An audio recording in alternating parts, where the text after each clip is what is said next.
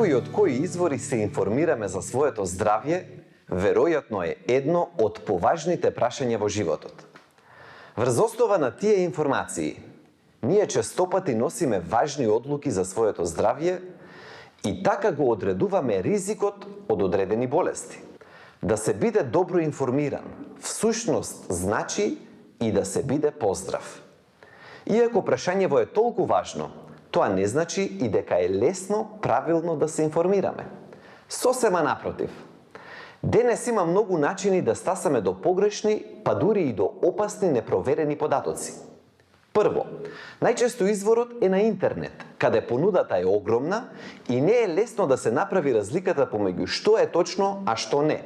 Второ, дури и ако наидеме на вистинскиот извор, многу е важен начинот на кој се интерпретираат тие информации. И трето, силниот маркетинг знае многу пати и намерно да внесе забуна, со единствена цел некои производи подобро да се продаваат, без разлика како влијаат на нашето здравје. Информирањето за здравјето се чини и не е така едноставно. Затоа вреди да се инвестира во личната здравствена едуцираност.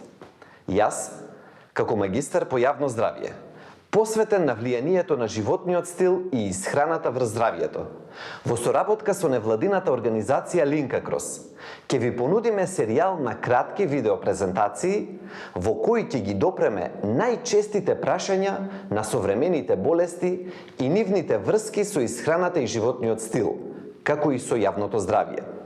Срцевите и мозочните удари, дијабетот, малигните болести, сите се силно поврзани со нашите навики и можеме да го намалиме ризикот од нив.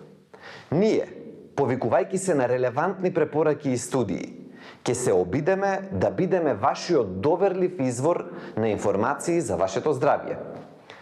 Така се промовира доброто здравје, така се превенираат болестите и така се создава поздрава нација.